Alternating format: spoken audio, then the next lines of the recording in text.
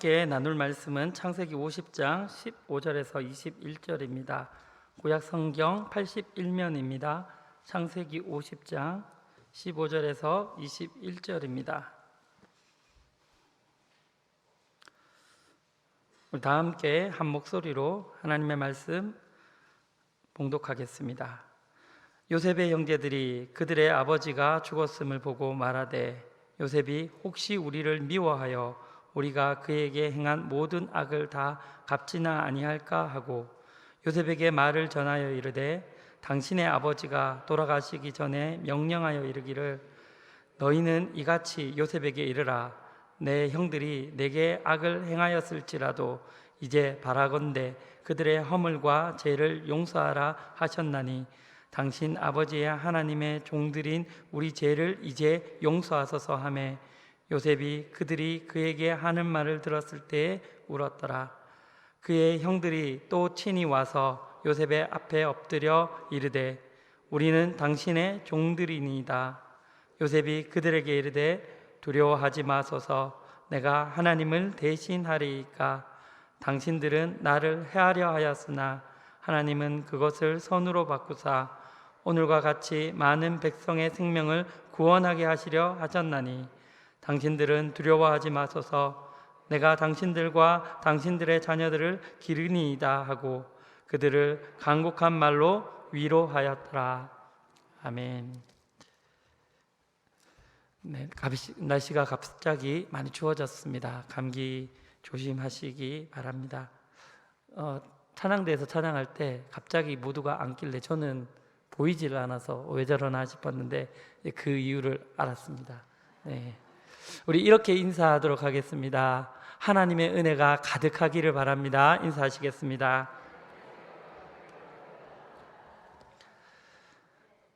오늘은 요셉의 삶을 주제로 하나님의 말씀 함께 나누기를 원합니다. 저는 요셉하면 대장금이 떠오릅니다. 대장금 잘 아시죠? 정말 재밌게 봤습니다. 한 4-5번은 본 것 같습니다. 저는 뭐 한 번 꽂히면 계속 봅니다. 지금은 유행이 조금 지나간 듯하여 보이지도 하지만 그리고 어쩌면 매우 진부한 얘기, 권성징악, 사필귀정, 인과보응 뭐 이런 뻔한 이야기로 보일지 모르지만 그래도 고전은 통하는 것 같습니다.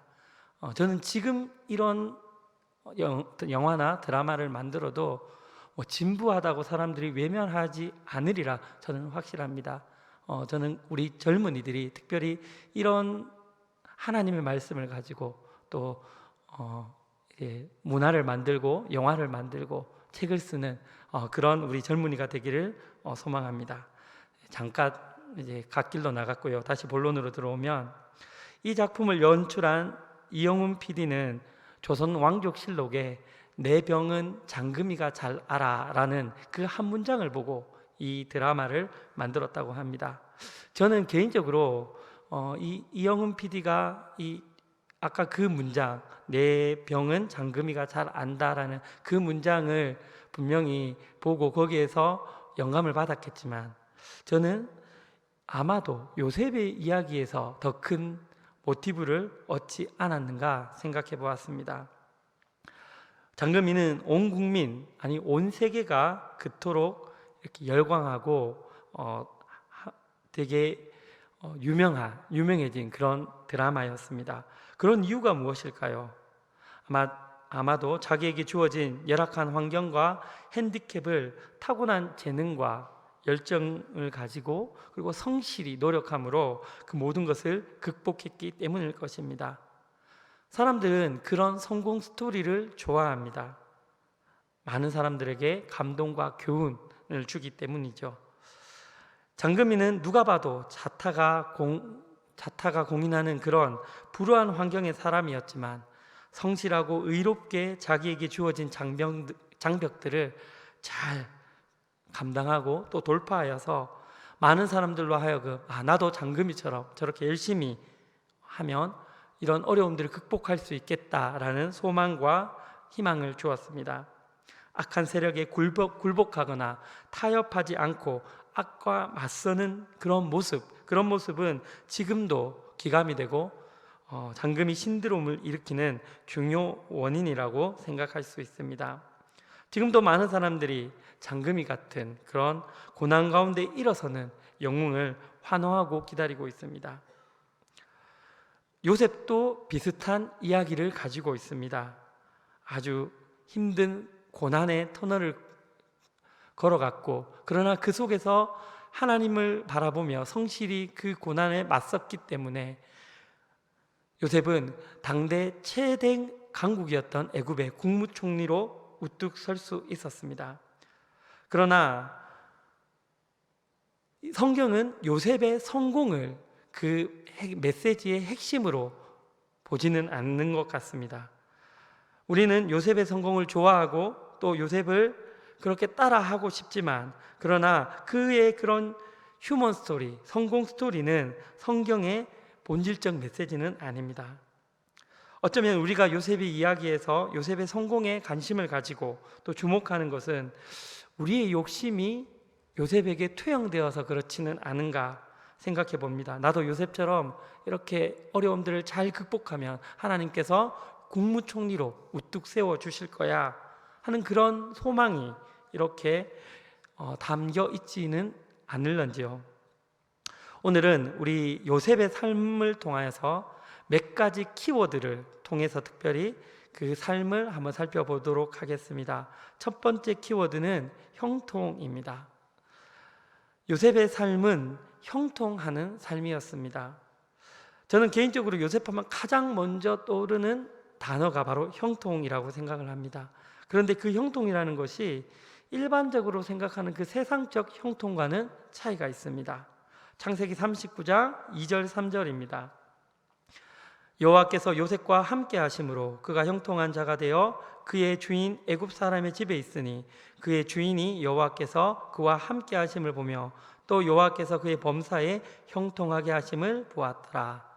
아멘. 창세기 39장 21절 23절입니다. 21절과 23절만 읽겠습니다. 여호와께서 요셉과 함께 하시고 그에게 인자를 더하사 간수에게 은혜를 받게 하시매. 23절입니다. 간수장은 그의 손에 맡긴 것을 무엇이든지 살펴보지 아니하였으니 이는 여호와께서 요셉과 함께 하심이라. 여호와께서 그를 범사에 형통하게 하셨더라. 아멘. 창세기 39장에는 이 반복되는 단어와 문장들이 있습니다. 형통이란 단어가 이게 여러 번 나타나고 있습니다. 그런데 이 본문의 이야기는 사실 서로 모순되죠. 무슨 말이냐면 요셉의 처지가 형통과는 거리가 멉니다. 요셉은 형들에게 버림받았고 또 종에게 그 종으로 노예로 팔려서 애굽으로 건너갔으며 억울한 누명을 쓰고 감옥살이를 하고 있습니다. 요셉의 삶의 과정은 결코 녹록지 않고 형통이라는 단어와는 아주 거리가 먼 것 같습니다. 그런데 성경은 그런 요셉을 범사에 형통한 자라고 말씀하고 있습니다. 노예에 있든지 억울한 누명으로 감옥에 있든지 범사에 형통한 자라는 것입니다. 창세기 39장에는 형통이라는 단어가 3번 나타납니다.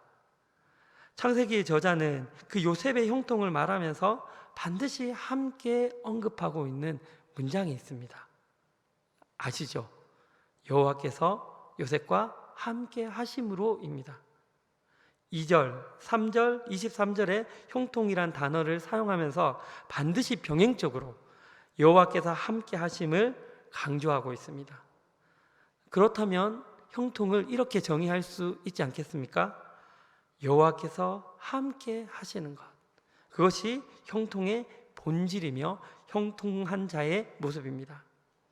여호와께서 함께 하심, 이게 원어로는 동행하다라는 뜻을 가집니다. 히브리 원어에서 말하는 동행은 전적인 신뢰와 의지의 대상을 의미합니다.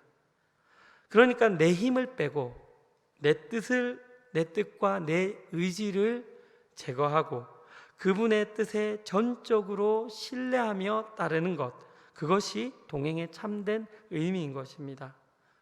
어린 자녀가 부모만을 신뢰하며 온전히 그 부모만을 바라보고 의지하듯이 그렇게 하나님을 의지하는 것, 하나님을 크게 보는 것, 그것이 동행하는 삶의 모습입니다. 성경은 하나님을 경외하고 두려워하라고 말씀하고 있습니다. 하나님에 대한 경외와 두려움은 우리가 잘못했을 때 벌 주시는 심판의 하나님으로서의 두려움이 아닙니다. 하나님만 두려워함으로 다른 어떤 것도 두려워하지 말라는 것이 하나님에 대한 경외와 하나님을 두려워하라는 그런 의미인 것입니다. 여러분, 우리가 무엇을 크게 보느냐에 따라서 우리의 두려움은 달라집니다. 문제가 크게 보이면 두려운 것입니다. 그러나 그 문제보다 하나님이 크게 보이면 문제는 아무것도 아닌 것이 됩니다. 하나님만 크게 보며, 그래서 하나님만 동행하는 그런 요셉의 삶. 하나님은 그렇게 자신과 함께 동행하는 그 요셉에게 하나님이 함께 하셨고, 그래서 그의 삶은 어떠한 환경 가운데서도 형통한 삶을 살 수 있었습니다. 저와 우리 성도님들도 하나님만을 크게 보는, 하나님과 동행하는 그런 삶 살 수 있는 우리 성도님들 되기를 바랍니다. 두 번째 키워드는 꿈입니다. 요셉하면 탁 생각나는 단어이죠. 요셉은 꿈을 이루는 삶을 살았습니다. 창세기 35장에는 형들이 요셉의 꿈을 업신여기며 비아냥거리는 그런 장면이 있습니다. 창세기 37장 20절입니다. 자, 그를 죽여 한 구덩이에 던지고 우리가 말하기를 악한 짐승이 그를 잡아먹었다 하자. 그의 꿈이 어떻게 되는지를 우리가 볼 것이니라 하는지라. 아멘. 여러분, 요셉의 꿈이 어떻게 되었습니까? 그의 꿈은 이루어졌습니다. 그러나 오늘 제가 여러분께 말씀드리고 싶은 것은 그 꿈은 엄밀히 말해 요셉의 꿈이 아니라 하나님의 꿈이었다라는 것입니다. 하나님의 역사는 결코 실패하지 않으며 우리 하나님은 반드시 승리하시는 하나님이시기 때문에 하나님께서 요셉을 통하여 주신 그 꿈은 반드시 이루어지게 되어 있는 것입니다. 사실 하나님께서는 요셉이 국무총리가 되고 안 되고가 그렇게 중요하지 않을 것이라 저는 생각합니다. 하나님의 관심은 다른 곳에 있습니다. 우리는 요셉의 성공에 주목하지만 하나님은 요셉을 향한 더 큰 계획하심이 있었습니다. 창세기 15장 13절 14절입니다. 우리 같이 한번 읽어보겠습니다. 같이 읽겠습니다.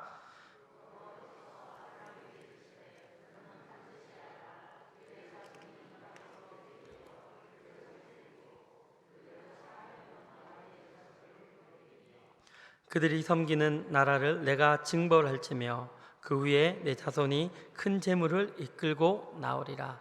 아멘. 그럼 이 말씀은 하나님께서 아브라함에게 하신 말씀입니다. 이 말씀이 위치한 곳이 창세기 15장이거든요. 그러니까 하나님은 요셉이 태어나기도 전에 아브라함에게 이 말씀을 주셨죠. 그러니까 이미 하나님께서는 아브라함을 통하여서 이스라엘 백성이 애굽에서 객이되어서 400년 동안 있을 것이고 그 400년 후에 가나안 땅으로 있을 것을 계획하셨습니다. 그런 의미에서 제가 물어보겠습니다. 요셉의 형제들이 그리고 요셉이 있는 애굽으로 가게 된 이유가 무엇입니까? 바로 이 말씀을 이루기 위함이라는 것입니다. 요셉이 총리가 되기 전에 그들은 모두 가나안 땅에 살았습니다. 그러나 하나님께서는 요셉을 먼저 부르셨고 국무총리로 삼으셔서 그 모든 가족들을 애굽에 거하게 하셨습니다. 7년의 풍년과 7년의 기근, 무엇 때문입니까? 바로 이것 때문입니다. 왜 그렇습니까? 이걸 통하여 400년 후 출애굽하여서 하나님의 약속의 땅, 젖과 꿀이 흐르는 가나안 땅으로 가게 하기 위함인 것입니다. 이렇듯 모든 역사는 하나님의 계획하심과 섭리 그 안에서 이루어집니다. 코로나도 마찬가지입니다. 그래서 역사는 히스토리, 그의 이야기인 것입니다. 하나님의 역사인 것입니다. 요셉의 형제들, 그러니까 이스라엘 백성들은 자신도 모르는 사이에 그 하나님의 역사를, 그 약속을 성취해 가고 있었던 것입니다. 성경의 모든 주어는 하나님이십니다. 모든 것이 하나님이 하시는 것입니다. 또한 하나님께서 모르시고 하나님께서 이건 무슨 일이지? 이런 일은 없습니다. 요셉이 꿈을 꿨습니다. 하지만 더 정확하게 말하면 하나님께서 요셉에게 꿈을 주신 것입니다. 요셉의 꿈은 그 요셉의 개인적인 꿈이 아니라 하나님으로부터 부여받은 하나님의 꿈이었기 때문에 그 요셉은 그가 국무총리가 되는 것이 그렇게 중요하지 않다라는 것을 알게 된 것입니다. 그것은 개인의 성공, 내가 열심히 하였기 때문에 내가 어려운 가운데 환난 가운데서 주시는 하나님의 그런 보상이라고 생각한 것이 아니었습니다. 하나님께서 하나님의 일을 이루어가기 위해 나를 이곳에 세우셨다라는 것을 요셉은 분명히 알고 있었던 것입니다. 하나님의 꿈이 요셉의 삶을 통하여서 성취되고 있는 것입니다. 여러분, 우리 삶도 다르지 않습니다. 그러므로 우리의 작은 삶이 하나님의 꿈을 이루는 통로이며 도구라는 사실을 여러분 잊어서는 안 되겠습니다. 그래서 우리의 하는 모든 일들에 우리의 욕심, 우리의 개인적 유익들을 내려놓고 오직 그 자리에는 하나님만이 앉아 계시도록 우리의 자리를 비켜드려야 할 것입니다. 세 번째 키워드는 용서입니다. 요셉은 용서하는 삶을 살았습니다. 국무총리가 된 요셉은 절대적인 힘과 권력을 가졌던 그 요셉이 저라면 아마도 복수할 사람들이 생각났을 것 같아요. 무엇보다 좀 그 보디발의 아내 불러서 손 좀 보고, 그리고 형제들 밉지 않습니까? 어떻게 했을지 모르겠는데, 그러나 요셉은 그러지 않았습니다. 용서하였습니다. 요셉이 용서할 수 있었던 이유, 그것이 무엇이었을까요? 조금 전에 그 하나님의 꿈, 그것과 일맥상통하는 이야기입니다. 오늘 본문 말씀을 보면 야곱 이죽자 요셉의 형제들이 불안해합니다. 아버지가 있었을 때는 그나마 괜찮았는데 아버지 돌아가시니까 이제 요셉이 자기들을 어떻게 하지 않을까? 그러니까 요셉의 형제들을 보면 여전히 죄책 가운데 있는 것을 봅니다. 하나님의 은혜를 누리지 못하는 자들입니다. 그것을 보면서 요셉이 마음이 아파서 울었다고 성경은 기록하고 있습니다. 조금 전에 말씀드렸다시피 요셉은 자신이 애굽의 총리가 된 것을 그저 입신양명과 인생의 성공이라는 관점에서 보지 않았습니다. 그는 하나님의 그 말씀이 자신의 삶을 통하여 이루어지는 것뿐이라는 것을 분명히 알고 있었고, 그래서 그 약속을 근거하여 자신과 자신의 형제들, 즉 이스라엘 백성을 향한 하나님의 은혜와 구속 사역 속에서 자신에게 일어나는 일들을 바라보았던 것입니다.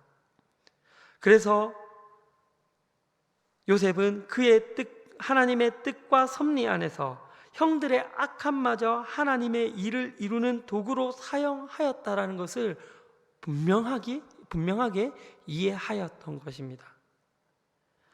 이렇게 용서는 하나님을 아는 지혜와 비례합니다. 왜 용서하지 못합니까? 하나님이 누구이신지에 대해서 모르기 때문입니다. 하나님이 어떤 사역을 하시는지 그 이해가 없기 때문입니다. 그분이 얼마나 크시고 지금도 일하시며 섭리하신다는 그 사실을 지식으로는 알고 있을지는 모르겠지만 삶으로 체득하지 못하는 것입니다. 코로나 시대입니다. 더 큰 변이가 일어날 수도 있다고 합니다. 하나님이 움직이지 않는 것 같습니다. 하나님이 안 계시는 것 같습니다. 그렇지 않습니까? 그렇지 않다는 것을 우리는 믿음으로 압니다. 그런 사람들이 용서하는 것입니다. 본문을 통해서 보신 것처럼 요셉이 자신이 당한 그 고난의 원인을 그 형들에게서 찾은 것이 아니라 하나님의 계획하심에 있었다는 것, 그리고 그 하나님의 언약의 성취의 과정이었다는 것을 알고 있었기 때문에 자발적으로 또한 기쁨으로 용서할 수 있었던 것입니다. 하나님의 뜻이라는 그 하늘의 관점에서 그 모든 상황을 바라보는 그 지혜, 그 은혜가 우리에게 필요합니다. 용서 못할 사람이 없습니다. 하나님께서 그를 통하여, 악한 자를 통하여서도 일하시기 때문입니다. 이 용서라는 삶의 단어가 구체적으로 나타나는 단어가 이 위로입니다. 그래서 네 번째 키워드가 위로입니다. 창세기 50장 21절에 있습니다. 우리 다 같이 21절을 같이 읽겠습니다. 당신들은 두려워하지 마소서. 내가 당신들과 당신들의 자녀들을 기르니이다 하고 그들을 간곡한 말로 위로하였더라. 용서하는 자가 위로하는 것입니다. 여러분은 최근 어떤 위로를 접하셨습니까? 무엇이 위로가 됩니까? 요셉은 형들을 용서하였을 뿐만 아니라 위로하였습니다. 누구나 위로받기를 원하고 또 위로하는 사람이 되기를 원합니다. 그러나 참된 위로를 받는 것이 쉽지 않은 요즘입니다. 지금처럼 풍요롭고 풍족한 시대가 없지만 이 시대만큼 또한 위로가 필요한 시대도 없는 것 같습니다. 그래서 저는 이 위로라는 키워드에 대한 마지막 키워드를 다음 단어로 제시하려고 합니다. 마지막 단어입니다. 예수 그리스도입니다. 마지막 다섯 번째 키워드, 예수 그리스도. 요셉의 삶은 그 예수 그리스도를 예표하는 삶이었습니다. 창세기 50장 26절입니다. 요셉이 110세의 죽음에 그들이 그의 몸에 향재료를 넣고 애굽에서 입관하였더라. 창세기의 저자는 의도적으로 요셉의 죽음을 창세기의 가장 마지막에 배치하고 있습니다. 그 이유는 창세기의 시작과 끝을 비교하기 위해서입니다. 창세기 1장 1절은 천지를 창조하시는, 시작하시는 하나님의 사역이 나타납니다. 그런데 창세기 50장, 즉 그 창세기의 마지막 이야기는 요셉, 즉 인간의 죽음으로 대미가 장식됩니다. 완전한 확연한 대조가 이루어지고 있는 것입니다. 하나님의 창조 그리고 인간의 죽음, 시작과 끝, 생명과 사망이 나타나고 있습니다. 창세기의 마지막 장면은 요셉의 입관으로, 즉 죽음으로 끝을 맺습니다. 죽음으로, 실패로 끝을 맺는 것 같지만 그러나 결코 그렇지 않습니다. 25절을 함께 읽겠습니다. 50장 25절입니다. 요셉이 또 이스라엘 자손에게 맹세시켜 이르기를 하나님이 정녕 너희를 공고하시리니 너희는 여기서 내 해골을 메고 올라가겠다 하라 하였더라. 아멘. 하나님이 정녕 너희를 공고하리니, 이 말씀을 히브리 원문으로 지적하면 하나님께서 반드시, 이 반드시가 두 번 나타납니다. 하나님의 말씀을 지킬 것이니 그러니 내가 너에게 당부한다. 너희는 나의 뼈를 메고 올라가라 라는 말씀입니다. 이것은 400년 후에 이스라엘 백성이 출애굽하여서 하나님의 약속의 땅에 들어갈 때 여호수아 24장 32절에 정확하게 이 말씀대로 성취되어집니다. 여호수아 24장 32절입니다. 같이 읽겠습니다. 또 이스라엘 자손이 애굽에서 가져온 요셉의 뼈를 세겜에 장사하였으니 이곳은 야곱이 백크시타를 주고 세겜의 아버지 하몰의 자손에게서 산 밭이라. 그것이 요셉의 자손의 기업이 되었더라. 아멘. 여러분, 이 말씀은 단순히 요셉의 뼈가 애굽에서 가나안 땅으로 이장되었음만을 의미하지 않습니다. 요셉이 자신의 뼈를 메고 올라가라 이렇게 말씀하고 있는데, 이 올라가라는 말의 의미는 히브리 그 문법의 특별한 용법이 있는데요, 히필 완료라는 용법이 있습니다. 이건 뭐냐면 사역 능동이라는 것인데, 누군가로 하여금 무엇을 하게 시키는 행위를 표현하는데 바로 이 용법이 사용됩니다. 그러니까 앞서 설명드렸듯이 올라가는 것이 반드시 그렇게 될 것이다 라는 것입니다. 그런데 왜 굳이 올라간다라는 표현을 했을까요? 여기에서 올라간다는 표현은 하늘을 상징합니다. 이는 단순히 애굽에서 가나안 땅으로의 그 이동이 아니라 바로 몸의 부활, 즉 예수 그리스도의 부활 사건을 예표하고 있는 거다. 하늘로의 부활, 예수 그리스도께서 부활하신 그 부활을 설명하고 있는 것입니다. 말씀을 정리하겠습니다. 창세기의 마지막은 요셉의 입관으로 끝이 납니다. 끝난 것 같지만 끝난 것은 아닙니다. 요셉의 장사는 요수아에 나와요. 이스라엘 백성이 홍해를 건너고 광야에서 생활을 마친 후 마침내 젖과 꿀이 흐르는 가나안 땅에 도착했을 때 비로소 거기에서 요셉의 장사가 마무리되는 것입니다. 결론적으로 창세기는 요셉의 죽음으로 끝을 맺지만 진정한 장사는 바로 가나안 땅, 젖과 꿀이 흐르는 가나안 땅, 하늘 나라, 그곳에서 이루어지는 것입니다. 그렇게 창세기는 죽음으로 끝을 맺는 것 같지만 새로운 시작을 예고하고 있고 희망과 생명을 말씀하고 있는 것입니다. 예수 그리스도가 여기에서 나타나고 있는 것이죠. 아까 전에 제가 참된 위로가 무엇인지에 대해서 아직 결론 내리지 않았는데 저는 바로 예수 그리스도라고 생각을 합니다. 우리를 위하여 죽으신 그 예수 그리스도의 보혈의 피가 오늘 이 시간 저와 여러분과 여러분에게 함께하고 있습니다. 그리고 그 주님께서 우리를 위하여 보좌 가운데 계시며 하늘나라를 준비하고 계십니다. 이것이 우리의 참된 기쁨, 참된 소망, 참된 위로가 되기를 소망합니다. 요셉의 삶은 하나님이 함께 하시는 삶이었습니다. 하나님의 꿈을 이루어 드리는 삶이었습니다. 용서하는 삶이었습니다. 위로가 있는 삶이었습니다. 바로 예수 그리스도를 예표하는 삶이었습니다. 저와 여러분의 그 삶 속에서도 요셉의 삶과 같은 그러한 아름다운 열매들이 나타나기를 주님의 이름으로 소망합니다. 아멘.